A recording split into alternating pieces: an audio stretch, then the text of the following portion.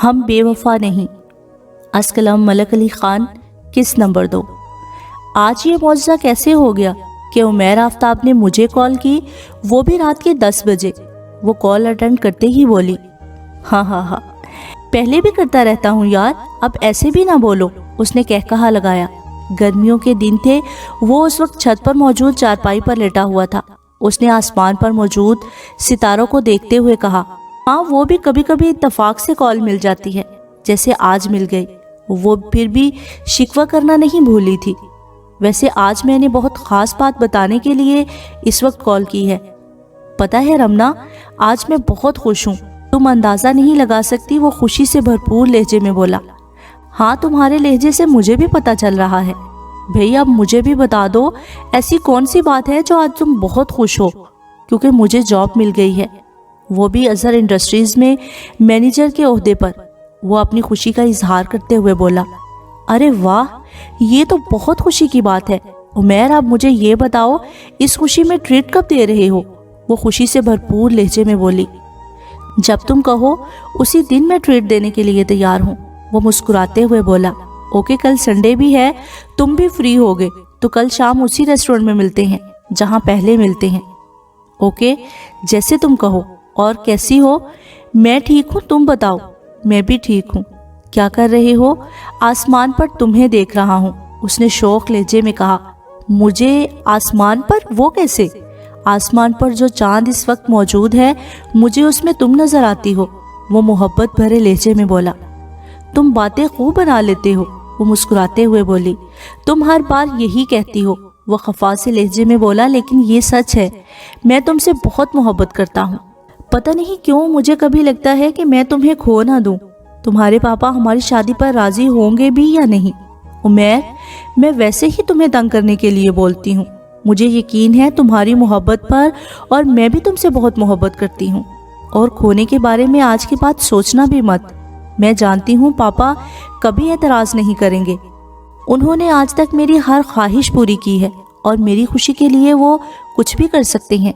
اور تم یہ فضول سوچنا بند کرو کہ پتہ نہیں ہماری شادی ہوتی ہے یا نہیں، سمجھے؟ نہیں تو میں ناراض ہو جاؤں گی. وہ وارننگ دینے لگی. اوکے، نہیں سوچتا ایسا اب میں.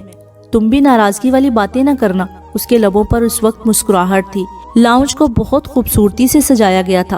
فرش پر سبز رنگ کے ایرانی قالین بچھائے ہوئے تھے، اور دیواروں پر مختلف قسم کی خوبصورت پینٹنگ آویزاں تھیں، اور جدید ڈیزائن کے صوفہ سیٹ. ساتھ ان کے سامنے ہی شیشے کی ٹیبل موجود تھی، اور سامنے دیوار پر LCD پر کوئی مووی چل رہی تھی. زبیدہ بیگم اس وقت صوفے پر بیٹھی ہوئی تھی. ان کے ہاتھ میں سرسوں کا تیل تھا. دیکھو بالوں میں کتنی خشکی ہو رہی ہے. زبیدہ بیگم اپنی بیٹی رمنا کے سر میں سرسوں کا تیل لگانے لگی. رمنا سادہ سے شلوار قمیض سوٹ میں ملبوس قالین پر بیٹھی ہوئی تھی. اس کے ہاتھ میں اس وقت چپس کا پیکٹ تھا، اور نظریں سامنے چلتے LCD پر تھی. اف ماما، آپ تو جانتی ہیں یہ بالوں پر تیل لگانا مجھے بالکل پسند نہیں. آج بھی آپ کی وجہ سے لگوا رہی ہوں. وہ جھنجھلا کر بولی. بیٹا تیل کی وجہ سے ہی بال مضبوط اور لمبے ہوتے ہیں.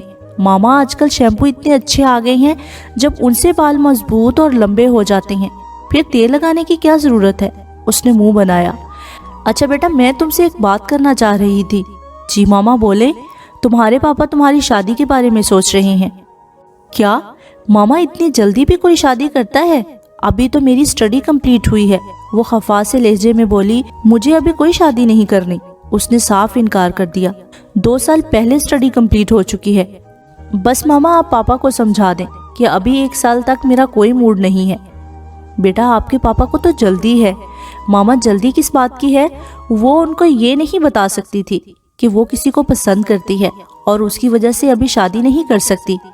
بیٹا بیٹیاں جتنی جلدی اپنے گھر کی ہو جائیں اچھی بات ہوتی ہے. وہ پیار سے اسے سمجھانے لگی. اور ویسے بھی شادی کی یہی عمر ہوتی ہے.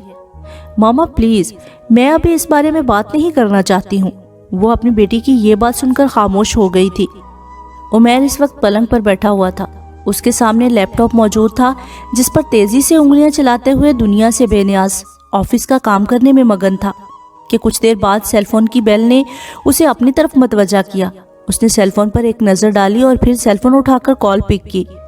ہیلو، کیسی ہو رمنا؟ ایک بازو سر کے نیچے رکھ کر پلنگ پر لیٹ گیا۔ میں ٹھیک ہوں، تم بتاؤ؟ میں بھی ٹھیک ہوں۔ کیا کر رہے تھے؟ بس آفس کا کام کر رہا تھا۔ اوہو سوری، میں نے تمہیں ڈسٹرب کر دیا، وہ شرمندگی سے بولی۔ کوئی بات نہیں، ویسے بھی میرا کام ختم ہونے والا تھا۔ عمیر، میں تم سے ایک بات کرنا چاہ رہی تھی۔ ہاں بولو، میں سن رہا ہوں۔ عمیر، پاپا آج کل میری شادی کے بارے میں سوچ رہے ہیں۔ ابھی ماما نے اس بارے میں مجھ سے بات کی ہے۔ ماما کو تو ابھی میں نے ٹال دیا ہے کہ میں 1 سال تک شادی نہیں کرنے والی ہوں۔ پتہ نہیں پاپا کیا کہتے ہیں، وہ فکر مندی سے بولی۔ میرے خیال میں رمنا، میرے بارے میں اب تم اپنے پاپا سے بات کر لو تو اچھا ہے۔ 1 یا 2 سال تک میں ابھی شادی نہیں کر سکتا، میں تمہیں پہلے بتا چکا ہوں۔ تمہارے پاپا ایسے ہی تمہیں فورس کرتے رہیں گے۔ اپنے پاپا سے اپنے اور میرے بارے میں بات کر لو گی تو تمہاری ٹینشن بھی ختم ہو جائے گی۔ وہ اپنی رائے کا اظہار کرنے لگا۔ ہاں عمیر، میرے خیال میں تم ٹھیک ہی کہہ رہے ہو، مجھے اب پاپا سے بات کر لینی چاہیے۔ ویسے تمہارے پاپا مان تو جائیں گے نا؟ ہاں عمیر، تم فکر نہ کرو، پاپا نے آج تک میری ہر خواہش پوری کی ہے، وہ میری کوئی بات نہیں ٹال سکتے۔ ویسے بھی یہ تو شادی کی بات ہے اور ہر کسی کو اپنی مرضی سے شادی کرنے کا حق حاصل ہوتا ہے۔ وہ اسے مطمئن کرنے لگی۔ چلو اب تم اپنا آفس کا کام کمپلیٹ کر لو، پھر بات ہوگی۔ Good night. Okay good night. Zainab, ناشتہ لے کر آ جاؤ، اس نے زینب کو آواز دی جو کچن میں ناشتہ تیار کرنے میں مصروف تھی۔ شیو کی ہوئی 2 پیس ٹائی سوٹ میں ملبوس عمیر آفس کے لیے تیار ہو کر چارپائی پر بیٹھ گیا۔ جی بھائی، بس ابھی لے کر آ رہی ہوں، وہ انڈا فرائی کرتے ہوئے بولی۔ یہ لے بھائی، اور ماں جی آپ کے لیے بھی لے آؤں؟ اس نے عمیر کے سامنے ناشتہ رکھتے ہوئے ماں جی سے پوچھا۔ میرے لیے بس چائے لے کر آ جاؤ، ناشتہ بعد میں خود کر لوں گی، اور تم بھی ناشتہ کر کے جلدی سے تیار ہو جاؤ، عمیر لیٹ ہی نہ ہو جائے۔ ماں جی ابھی بہت وقت ہے، زینب آرام سے ناشتہ کر کے تیار ہو جانا۔ اس نے ریسٹ واچ کو دیکھا جو 6:30 بجا رہی تھی، کیونکہ وہ شروع دن سے ہی زینب کو خود اسکول چھوڑ آتا تھا اور وہ واپسی پر بچوں کے ساتھ آ جایا کرتی تھی۔ ماں جی میں ایک اور بات سوچ رہا تھا، اس نے چائے کا کپ لبوں پر لگایا۔ ہاں عمیر بیٹا بولو۔ ماں جی اب میری نوکری تو لگ گئی ہے، میرے خیال میں زینب کو اب اسکول چھوڑ دینا چاہیے۔ بیٹا زینب سے پوچھ لینا۔ بھائی میں یہ جاب کسی صورت نہیں چھوڑنے والی، آپ جانتے تو ہیں مجھے بچوں کو پڑھانے کا بہت شوق ہے، اس کی بات سنتے ہوئے ناراضگی سے بولی۔ اب چلیں، اس نے سیاہ چادر سے نقاب کرتے ہوئے کہا۔ ٹھیک ہے بھائی، جیسے تمہاری مرضی، میں ویسے بات کر رہا تھا۔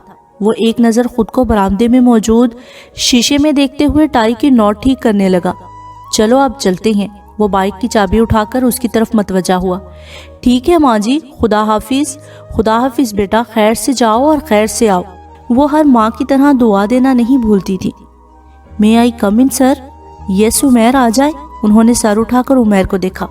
السلام علیکم سر، ان کے سامنے مؤدبانہ انداز میں کھڑے ہوتے ہوئے کہا۔ وعلیکم السلام عمیر، بیٹھ جاؤ۔ بھئی کھڑے کیوں ہو؟ وہ دوستانہ انداز میں بولے۔ جی سر شکریہ۔ ان کے سامنے ہی چیئر پر بیٹھ گیا۔ کیسا لگا آپ کو ہمارا آفس؟ کوئی پرابلم تو نہیں؟ کوئی مسئلہ ہو تو نوید سے پوچھ لینا۔ وہ ہر آفس ورکر سے ایسے ہی نرم لہجے میں بات کرتے تھے۔ نو سر، کوئی پرابلم نہیں، یہ اس فائل پر آپ کے سائن چاہیے تھے۔ ان کے سامنے فائل رکھی۔ گڈ، آپ کو یہاں آئے ہوئے کچھ دن ہوئے ہیں، آپ بہت اچھا کام کر رہے ہو، وہ فائل پر نظریں جمائے بولے۔ شکریہ سر، اس نے خوش دلی سے کہا۔ یاد ہے نا آج آپ نے میرے ساتھ میٹنگ اٹینڈ کرنی ہے؟ جی سر مجھے یاد ہے، ہماری آج 11 بجے میٹنگ ہے۔ گڈ، انہوں نے مسکرا کر اسے دیکھا۔ اوکے سر، میں اب جاؤں؟ اس نے اجازت طلب نظروں سے اپنے باس کی طرف دیکھا۔ جی عمیر بیٹا آپ جائیں، وہ اسے شروع دن سے ہی بیٹا کہہ کر مخاطب کرنے لگے تھے۔ ان کو وہ بہت شریف اور اچھا لڑکا لگا تھا۔ شہروز کی بےتاب نظریں جسے ڈھونڈ رہی تھی، آخرکار وہ کچن میں مل ہی گئی۔ تم یہاں ہو رمنا؟ میں سارے گھر میں ڈھونڈ رہا تھا۔ شہروز تم کب آئے ہو؟ وہ شامی کباب فرائی کرتے ہوئے مصروف سے انداز میں بولی۔ بس ابھی آیا ہوں، وہ اس کے ساتھ ہی سٹول گھسیٹ کر بیٹھ گیا۔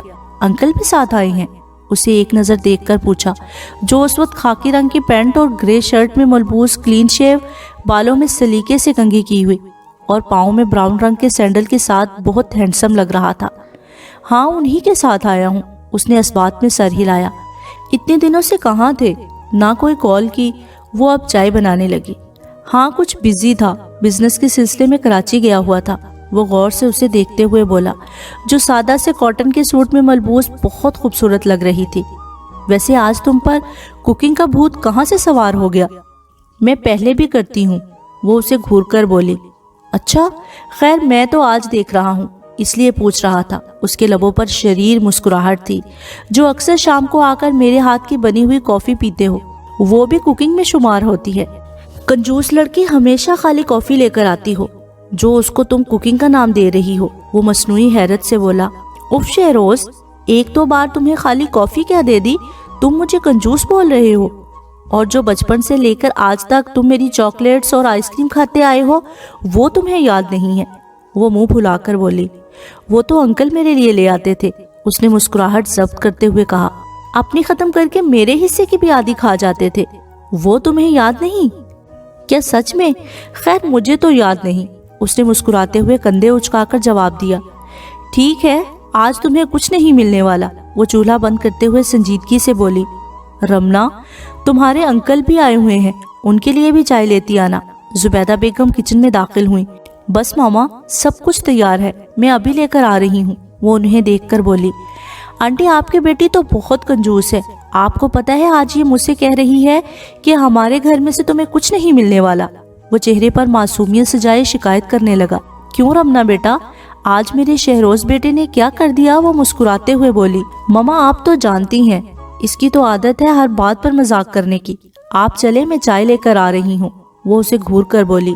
اوکے بیٹا، وہ لبوں پر مسکراہٹ سجائے چلی گئی۔ ویسے تم بڑی چلاک ہو، تم سے تو کم ہی ہوں، وہ ٹرالی میں چائے رکھتے ہوئے مسکرا کر بولی۔ سب چیزیں ٹرالی میں رکھنے کے بعد وہ ٹرالی لے کر لاؤنج کی طرف بڑھنے لگی۔ شہروز بھی اس کے ساتھ ہی اٹھ کھڑا ہوا اور اس کے ساتھ چلتے ہوئے ہاتھ بڑھا کر پلیٹ میں سے شامی کباب اٹھا لیا۔ اوف رمنا، زبان جلا دی، اس نے تھوڑا سا کھا کر فوراً پلیٹ میں رکھا۔ اب تمہیں زیادہ شور مچانے کی ضرورت نہیں ہے، کس نے کہا تھا درمیان میں ہاتھ ڈالو؟ لاؤنج تک صبر نہیں ہو سکتا تھا، وہ اپنی مسکراہٹ ضبط کرتے ہوئے بولی۔ شہروز اور رمنا اس وقت لان میں چہل قدمی کر رہے تھے۔ پاپا اور انکل ابھی شطرنج کھیل رہی ہیں، تم تو جانتی ہو ابھی ان کی یہ گیم اتنی جلدی ختم نہیں ہونے والی ہے، تو کیوں نہ ہم آئس کریم پارلر چلتے ہیں، موسم بھی اچھا ہو رہا ہے۔ وہ آسمان پر موجود سفید بادلوں کو دیکھنے لگا۔ ہاں چلو، یہ بھی کوئی پوچھنے کی بات ہے، ویسے بھی مشکل سے تمہاری جیب میں سے پیسے نکلتے ہیں، وہ مسکراتے ہوئے بولی۔ خیر رمنا، تم سے تو زیادہ ہی نکلتے ہیں، وہ اس کے چہرے پر نظریں جمائے بولا۔ تم ایک بزنس مین، بھلا اب میرا تمہارا کیا مقابلہ؟ مجھے غریب کو تو مشکل سے پاکٹ منی ملتی ہے، وہ معصومیت سے بولی۔ اس نے بے ساختہ کہکہا لگایا۔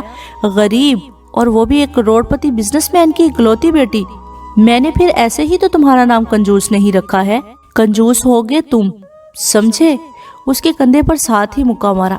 اف، بہت زور ہے تم میں، کیا کھاتی ہو؟ وہ کندھے کو سہلانے لگا۔ تم سے تو کم ہی کھاتی ہوں موٹو، وہ اسے گھورتی ہوئے بولی۔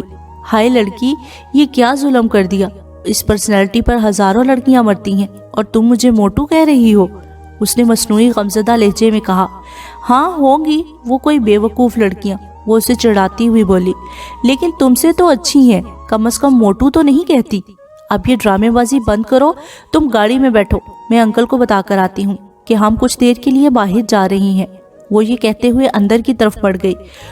اوکے کنجوس لڑکی، وہ اسے تنگ کرنے سے باز نہیں آیا تھا اور مسکراتے ہوئے گاڑی کی طرف بڑھ گیا۔ اب کی بار وہ اسے نظر انداز کرتے ہوئے چلی گئی تھی، کیونکہ وہ جانتی تھی کہ وہ باز نہیں آنے والا۔ خالد اور زبیر نیازی بچپن کے دوست ہیں، اسی وجہ سے ایک دوسرے کے گھر آنا جانا عام ہے۔ وہ دوست کم اور بھائی زیادہ لگتے ہیں۔ رمنا اور شہروز بھی بچپن ہی سے ایک دوسرے کے بہت اچھے دوست ہیں۔ شہروز پلیز گاڑی روکو، وہ شور مچاتے ہوئے بولی۔ کیوں، ٹریفک جیم کروانی ہے کیا؟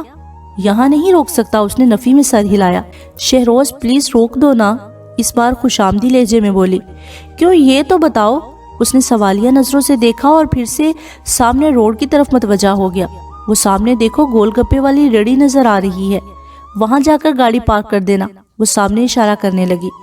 ہرگز نہیں، وہ گندے گول گپے کھاؤ گی، سڑک کنارے کھڑا ہوا ہے، سارا دن مٹی پڑتی ہے ان پر، نہ جانے کتنے جراثیم ہیں جن سے انسان بیمار ہو سکتا ہے، اس نے صاف انکار کرتے ہوئے نرم لہجے میں سمجھانا چاہا۔ روک دو پلیز، وہ منت بھرے لہجے میں بولی۔ بالکل بھی نہیں، وہ سکون سے گاڑی چلاتے ہوئے بولا۔ دفع ہو جاؤ، اب میں نے تم سے کوئی بات نہیں کرنی، وہ منہ پھلا کر بولی، یہ جانتے ہوئے بھی کہ وہ صحت کے لیے اچھے نہیں تھے، کیسے تمہیں کھانے دیتا؟ اس نے ایک نظر رمنا کے ناراض چہرے کو دیکھا۔ تمہیں زیادہ ڈاکٹر بننے کی ضرورت نہیں ہے، بس اب گاڑی کو واپس موڑ دو، میں نے بھی کوئی آئس کریم نہیں کھانی، وہ غصے سے بولی۔ اب تو ہم پہنچ گئے ہیں۔ وہ آئس کریم پارلر کے سامنے گاڑی پارک کرنے لگا۔ چلو آپ اترو، آئس کریم کھاتے ہیں۔ مجھے نہیں کھانی، بس گھر واپس چلو، وہ منہ پھلا کر بیٹھی رہی۔ ضدی لڑکی، اچھا یوں کرتے ہیں، جو سنڈے آنے والا ہے اس دن میں تمہیں ایک ریسٹورنٹ میں لے کر جاؤں گا، وہاں سے گول گپے کھائیں گے، چلو آج آئس کریم کھا لیتے ہیں، وہ کچھ سوچتے ہوئے بولا، کیونکہ وہ اسے ناراض نہیں کرنا چاہتا تھا۔ کیا اس دن بھی یہی تو نہیں بولو گے کہ صحت کے لیے اچھے نہیں ہوتے؟ وہ اس کی طرف دیکھتے ہوئے کنفرم کرنے لگی۔ بالکل نہیں بولوں گا، پرومس۔ چلو شاباش، گاڑی سے اترو، اب آئس کریم کھاتے ہیں، وہ اسے یقین دلانے لگا۔ اپنا یہ پرومس اب یاد رکھنا، وہ اس کے ساتھ چلتے ہوئے بولی۔ اوکے بابا، یاد رہے گا، اس نے گہرا سانس لیتے ہوئے مسکرا کر جواب دیا۔